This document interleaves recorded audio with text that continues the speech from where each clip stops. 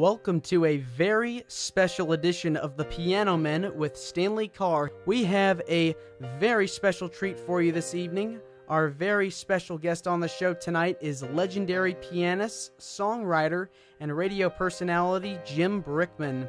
Jim Brickman is the best-selling solo pianist of all time, earning 21 number one albums, 32 top 20 radio hits, and 2 Grammy nominations.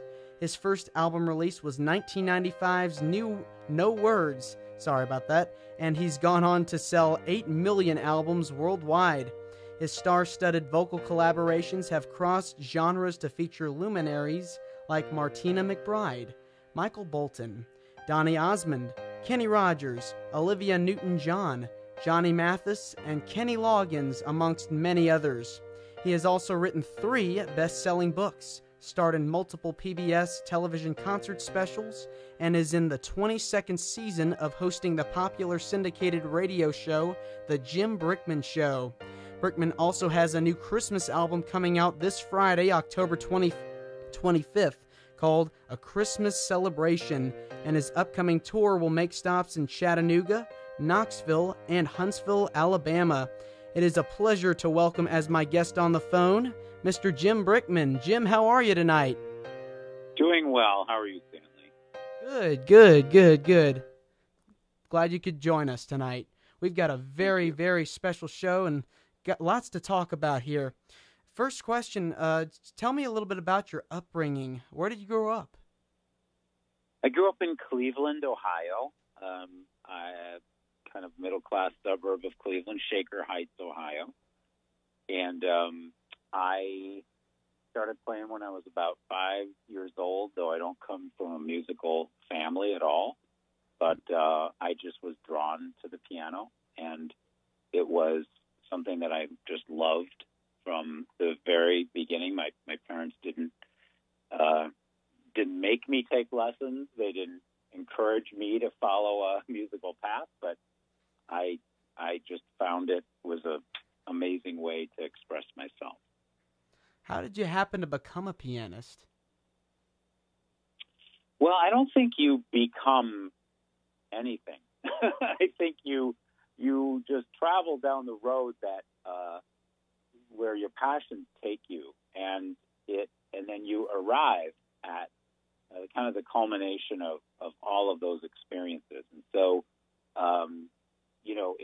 it was something that I absolutely loved, and I never really thought about whether to do it professionally or not. I don't think that's I think if you're a true musician and it's something that's in your soul, you don't really think about, should I be a pianist or should I be a banker? I mean, it's not. I don't think of it as a choice. I think of it as really just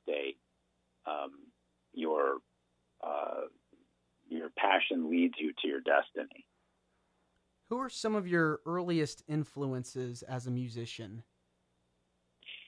Well, primarily I think of myself first and foremost as a songwriter. I mean, because I've had so much success playing the piano, most people do think of me as a pianist, but for the most part, I think of myself as a songwriter. It's just that I play the songs that I write on the piano, and I write them on the piano. So most of my influences were more like songwriters than they were piano performers, let's say. So I grew up with a lot of the 70s pop music. So at a time when everything was, there was no definitive,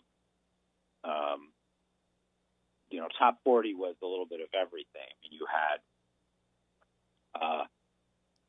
the Stones on the same playlist with Dolly Parton, or you had, the Eagles on pop, which, all of these influences like that.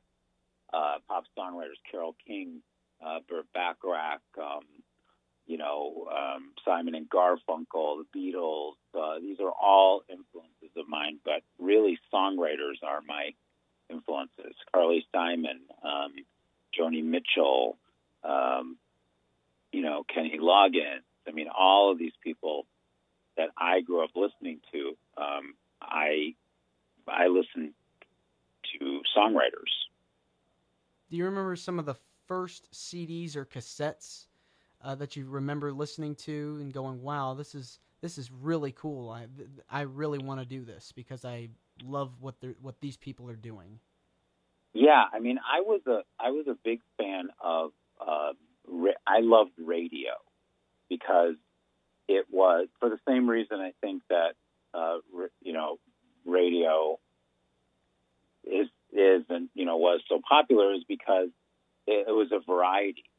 So you when you're listening as a fan, but you also are kind of learning from the craft, you hear something different in every one of those things, and it was such an eclectic group of songwriters at that time. But the first cassettes, the first record albums that I bought were things like the Carpenters, Linda Ronstadt, Carly Simon, James Taylor, Joni Mitchell, Carole King, all pretty much singer-songwriters. And I love the Carpenters because in addition to Karen Carpenter's voice, I was enamored by the arrangements, because I would listen to the arrangements of these songs too, the vocal arrangements, the orchestrations, things like that. I was always curious as to how they defined their sound. You began your professional career in 1980 writing jingles for various companies such as McDonald's, Pontiac, and the Flintstones. What made you decide to go into that, and why did you stop? Well, I grew up in Cleveland, and like I said, and so when you live in a place that is not an entertainment center, there are limitations to the opportunity. So really, as a musician, your options are, if you're a piano player, play at a restaurant, play at weddings, put a band together, play in clubs. They're somewhat limited, and I always had a knack even as a teenager, in my songwriting, for writing very hooky ideas. So I was always good at getting right to the hook, and I loved jingles. I was so curious about how they did them, and how they sang them, and because if you really, at least for me, when I listened to some of these singers on some of the jingles that used to be so prevalent, they were great singers. I mean, equal to, if not better than, some of the pop stars. And so I was enamored with that emotional connection, even if it was for a product, even if it was for cat food or something. I knew that there was art behind it because, it's a songwriter and a production. So I delved into songwriting, writing jingles, which is songwriting. It's just that they're 60 seconds long, not 3 minutes, And so it was a wonderful thing for me, because not only do you get to write a lot of different styles of music, because you're forced to, because the client will say, I want a rock and roll tune for Pontiac, or I want a country song for Crystal Light, drink mix, or, every day you're writing in a different genre. And then I also learned production from doing that, because not only did you write it, it's not like songwriting now where, you write it, and a lot of times you give it to a producer or give it to a piano vocal demo to another producer, and then they put it together. I mean, you had to write it, create it and produce it. Hire all the talent, do the arrangement, and all the production. So it was a wonderful experience. It was, and it was like a job. I didn't have to play in a smoky bar. I got to, play music, and it was a business. It wasn't really a side hustle or something. Well, we're going to take a little pause, and we're going to play a selection, one of your first big hits called By Heart. Can you tell us a little bit about the song? Yeah, so when I got signed to Windham Hill Records, which is 95% instrumentalist, it was very popular label for new age instrumentals, and George Winston was the flagship pianist there. And so when I got signed there, I told them, well, I love playing the piano, and of course I want to do an entire first album called No Words that was my very first release, which was all solo piano. And then when it came to the second album, I told them that I really wanted to write a that I was a songwriter. I wanted to have a featured vocalist on it. They were really against it. They that's not what we do. We're not a pop label. We're a new age label. And, you're a pianist. You're not really a singer. And so, if somebody else sings the song, then people aren't going to know it's you, which is true. I said, well, maybe just one song. And I played them this song By Heart. And I had a demo singer just come in and sing the demo of the song, and I loved it.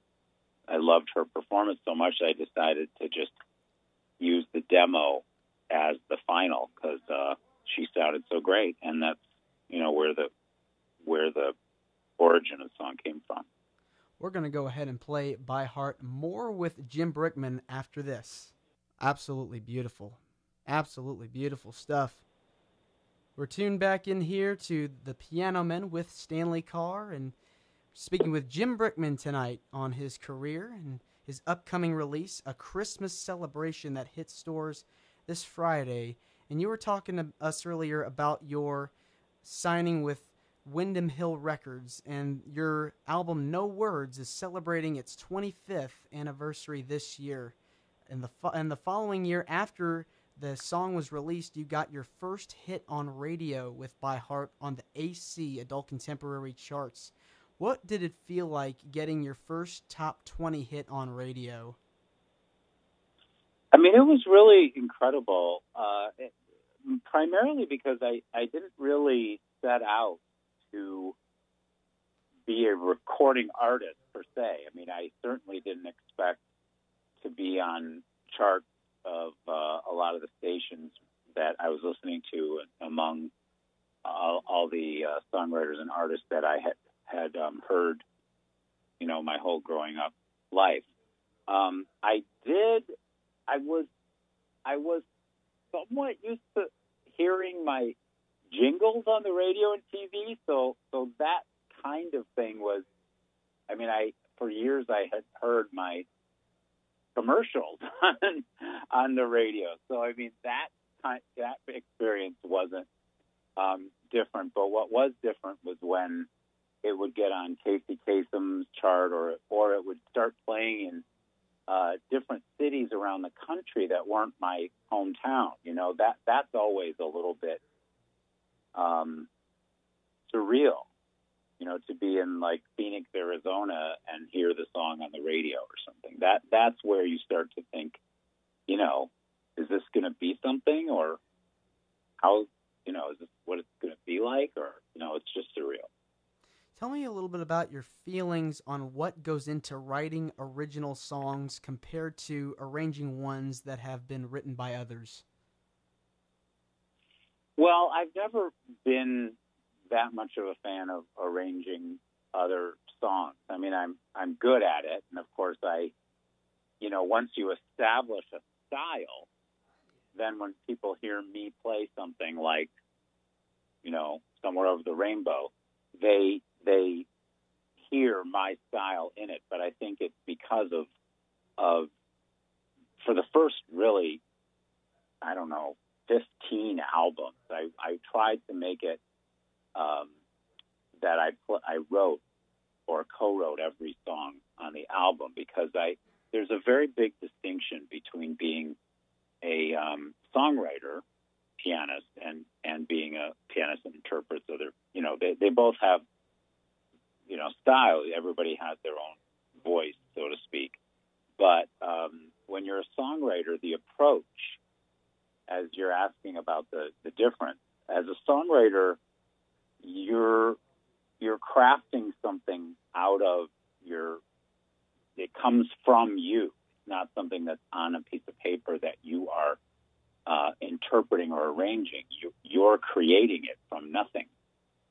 So the most important thing about that is the authenticity of it. It's got to be something that is really true, and that you're not trying to make something into something. It can't be contrived. It has to be authentic. You have worked with a who's who of artists in the music industry. I'm going to throw out some names of some artists you've worked with over the years, and if you can, describe each of the names of the people that you've worked with. We'll start with Michael W. Smith. Yeah, I mean, he's one of the things I love about Michael is that he has a voice like an everyman, and that's not a negative comment. It's just sometimes if you wonder why certain singers are popular, sometimes it's not because of their voice. It's because they make you feel comfortable, like your brother's singing to you, like your husband's singing to you, like a friend is singing to you. And so sometimes I chose Michael because the song Love of My Life, I wanted it to sound like a guy, just a guy. I didn't want it to be over-performed, and he's a singer-songwriter. Donny Osmond. Oh, my gosh. Just such an amazing person, human being.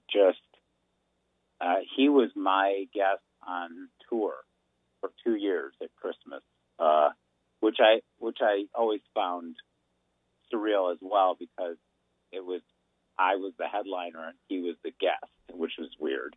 But unbelievable talent, unbelievable performer, kind, sweet, so talented, and low maintenance. Not a diva. Whatever the opposite of a diva is, just very, very down to earth and just kind and funny and charming. Olivia Newton-John. I kind of got to say the same thing about her, and I just want to clarify. I don't say these things about everybody, so it just happens they're in succession. But Olivia was the first tour that I ever co-headlined, and the one thing I love her. I still talk to her a lot. We've written songs together, and but the thing about her is that, in my view, first of all, she doesn't know that she's Olivia Newton-John. She just walks around the world and sweet, kind, all that, and just doesn't have anything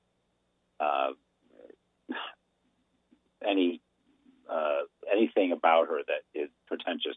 But she's what I call a very generous performer. What I mean by that is every night when I was on tour with her, I opened the show for an hour, and then her set was after intermission.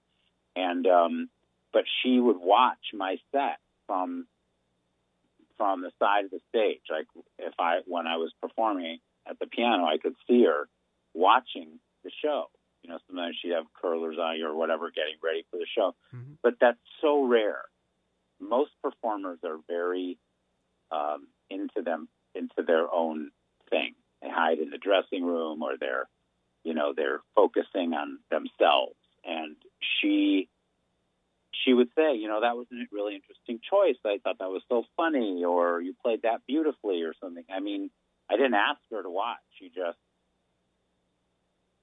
did, which is very, very rare. And, very supportive, very encouraging, amazing person. 2 years after the album No Words came out, you released a follow-up album called Picture This, which eventually went platinum. That album featured a vocal collaboration with Martina McBride called Valentine. Do you want to share a memory of working with her? Well, the first thing that comes to mind is that we spent a couple days in a cemetery together because when they shot the music video, they decided that it was going to be a story about how she was the memory of her lover, whoever it was, I guess, the boyfriend or something, who died. And I guess that was me. I don't know. I mean, it was a little abstract, but then again, most music videos are.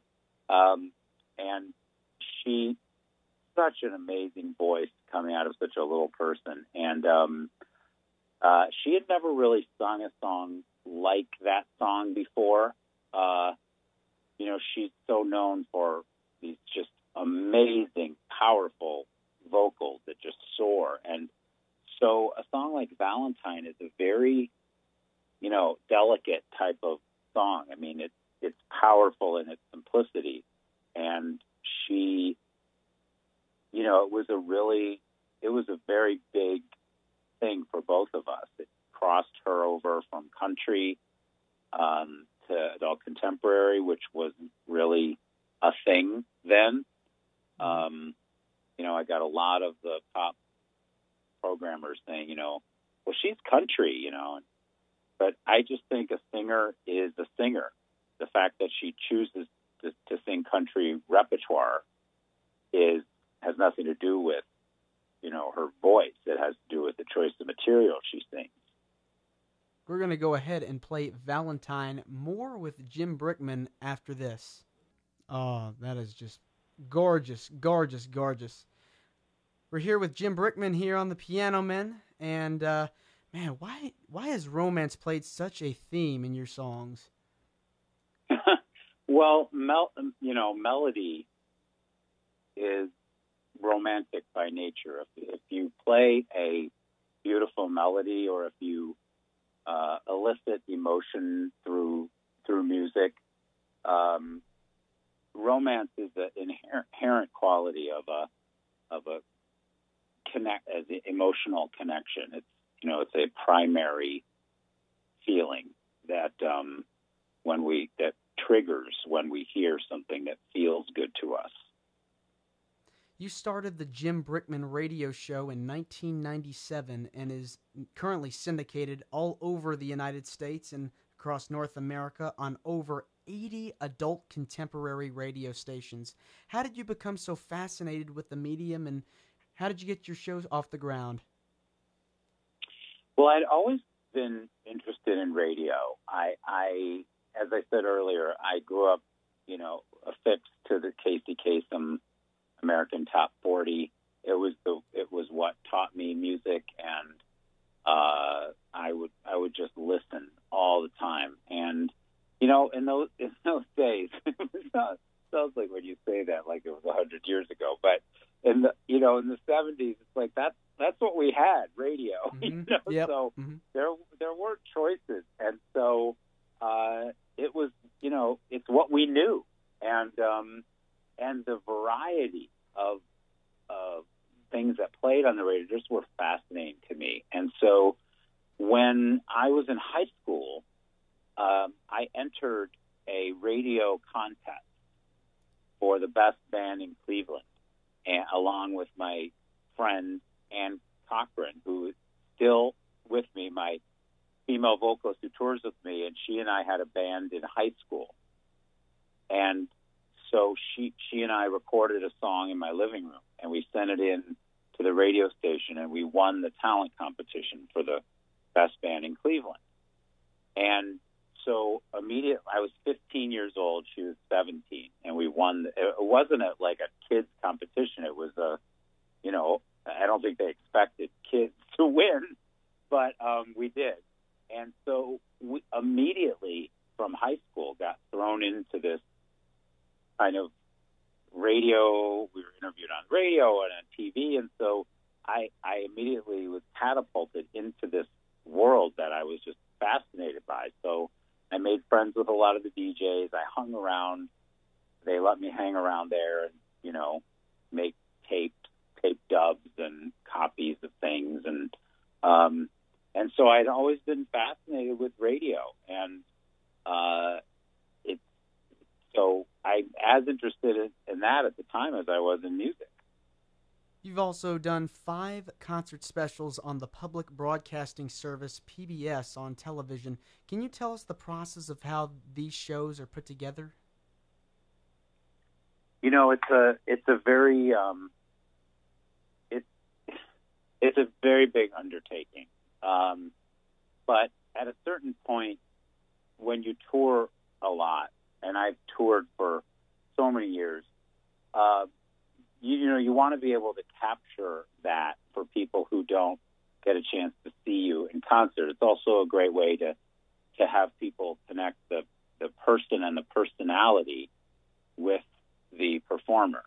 Up until then, I had a lot of, my concerts were popular, but there wasn't a nationwide connection there was with my music, but not with me as, my persona or my,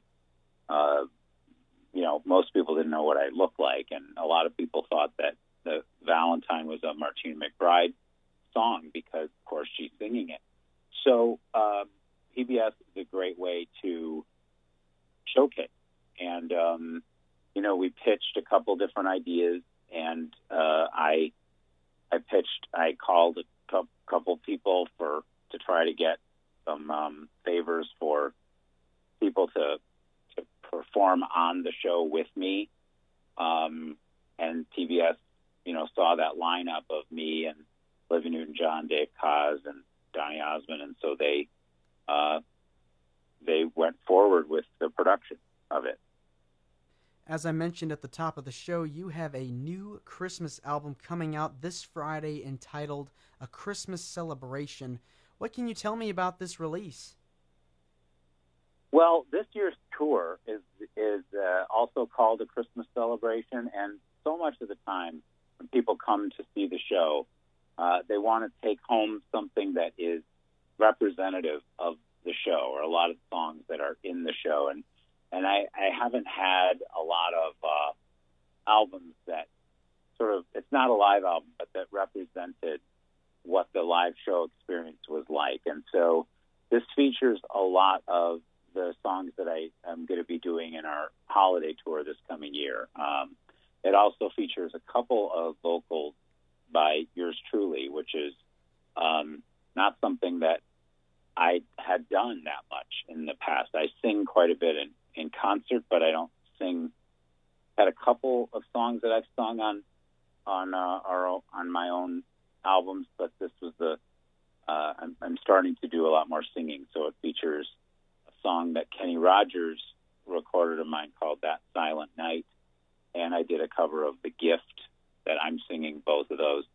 And there's an instrumental version of Feliz Navidad because I decided that nobody covers that as an instrumental.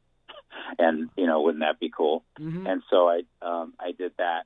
And a song called Raise a Glass, which is kind of a celebratory, happy.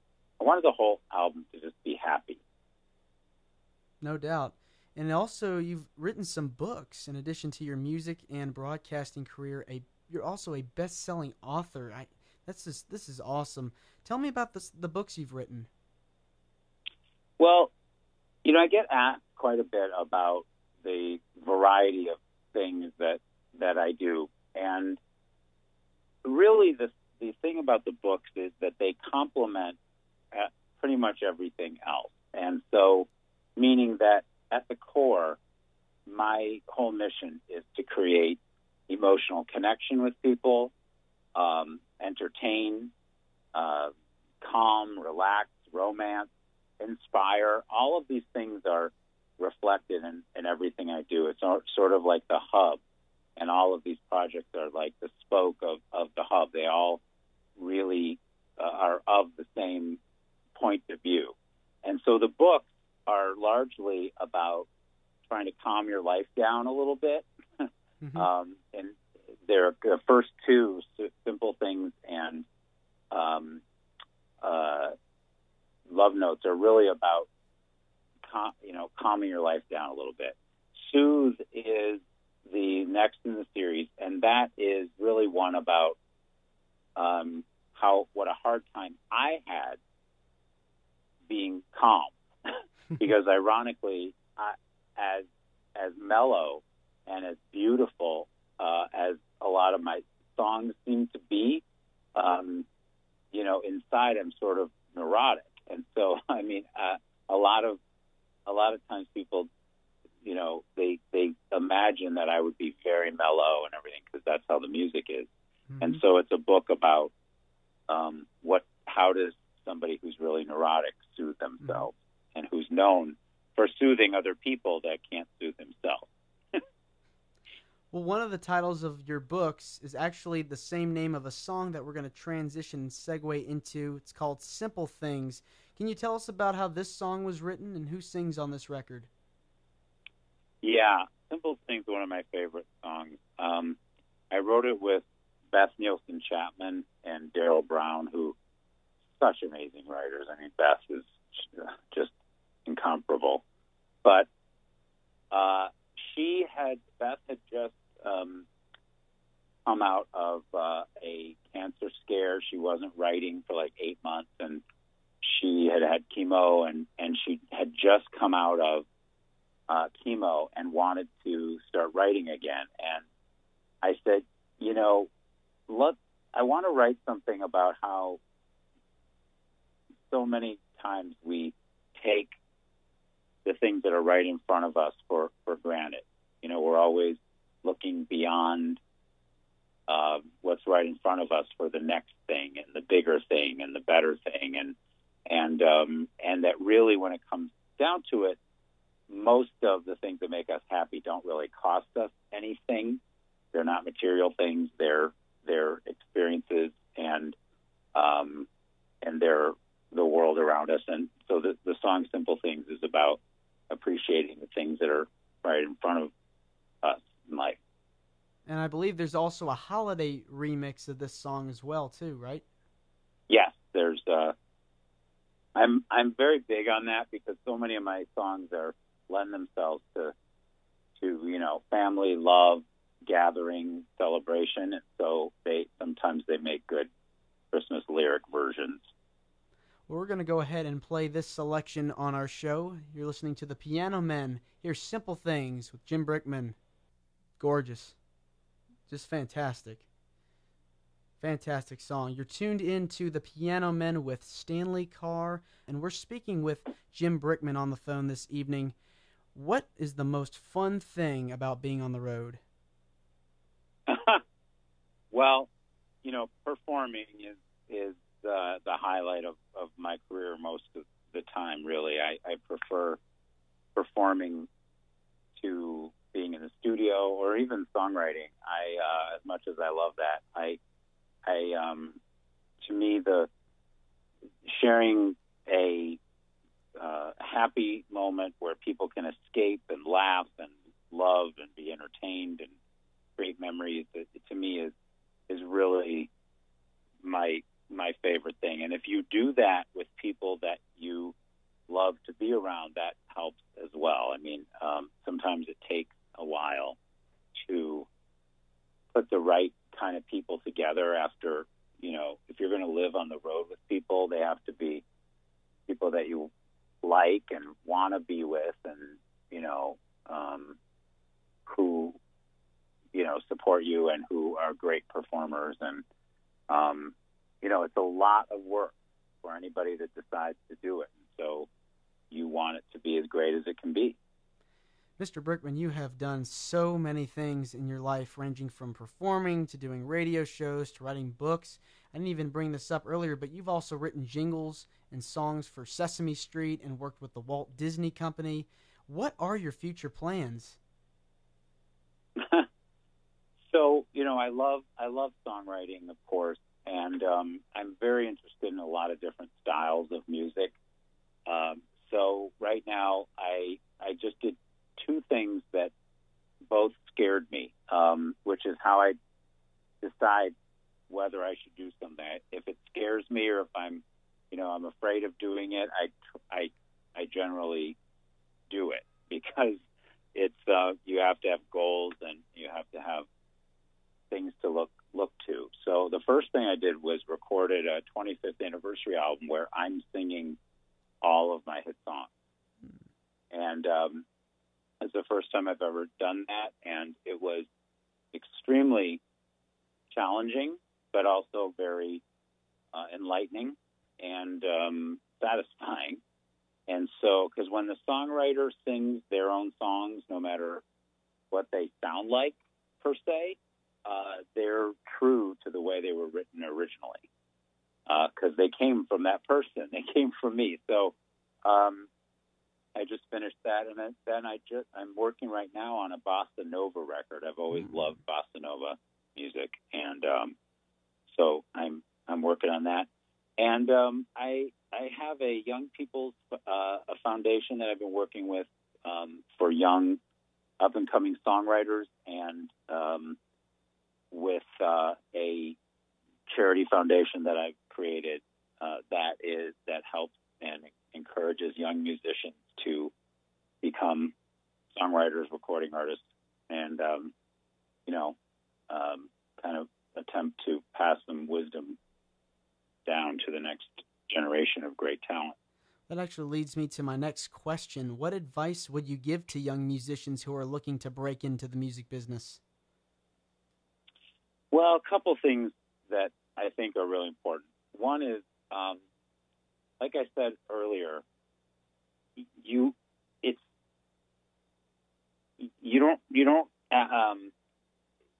don't have to ask yourself, should I be a musician or should I be something else? The minute that you think to yourself, should I do this or that, then you shouldn't do it, because that really means to me that it's not driving your entire being. And the only way to have a life in music and be successful at it is if it's the most important thing in the world to you, because it's so hard and there's so much about it that is so challenging that the only thing sometimes that keeps you going is your love and passion for it. So if you're thinking about the money, or, I'm not going to make enough money if I do that, or I should do something more stable, then you're not meant to do it, because people who are don't think about that. They figure, this is who I am, so I'm giving my all to it. I would also say that it's very important to find a mentor or somebody that you're willing to take advice from. A lot of times people think that they know everything, or they don't need any help or something. You have to have advocacy in your life for anything, really, but in the music business, somebody to look up to model yourself after, or to take advice from. And the other thing is that you have to know that once you decide to take your art and make it a commodity, that it's out there in the world, and you have to own that. And so you're deciding to share it with people, and there's a responsibility that comes with that. If you just, musicians that say things like, well, this is what I was feeling, and this is just, if people like it, great. If not, I just did it for me. Well, if you're doing it for you, then it doesn't need to be put up on Spotify. Then just play it for yourself and your family. It's like, if you have to know that you're putting your art out into the world, and the idea of that is to be received as a two-way communication of a relationship between you, your music, and the listener. and it's an awesome responsibility. But once you decide that you're going to share your music with people, then you have to share it. You're not keeping it for yourself anymore. Mm-hmm. Well, what do you want to be remembered for? Well, putting music out in the world that makes people soothe, that makes people calm and relax, and that they can use as a life soundtrack for a wedding, for an emotional moment, to trim the Christmas tree. Something that music that creates a backdrop that makes you feel whatever you're feeling at the time, and enhances that feeling when you need it. And that's the great power of music. And so a legacy as a songwriter is about putting, in my case, positive, hopeful, idealistic songs into the world that give people hope and promise, and that raises people's spirit and makes them happy. And where can people find your music? Well, my website, of course, jimbrickman.com, and we're heading out on tour for a Christmas celebration. It's the 23rd, I think, 23rd annual holiday tour. And I think 30 cities, as we always do, different cities every year, but all the details on how you can get tickets are at jimbrickman.com. And you got a Facebook, Twitter, Instagram? I'm afraid so. It's not my favorite thing, yep. But yes, we do. Well, Jim, this interview could go on and on, but unfortunately, we are out of time. But I want to thank you very much for coming on the show tonight, and it really means a lot, and I hope you can come back again sometime in the future. I'd love to talk to you more. Well, I appreciate your having me. Thank you so much. No problem. My pleasure. We hope you will go out and buy Jim Brickman's new album, A Christmas Collection. It's coming out on Friday, as well as look for upcoming shows that he'll be playing in the near future. We're going to close this evening with The Gift, a collaboration with vocalists Colin Ray and Susan Ashton. I will see you next week.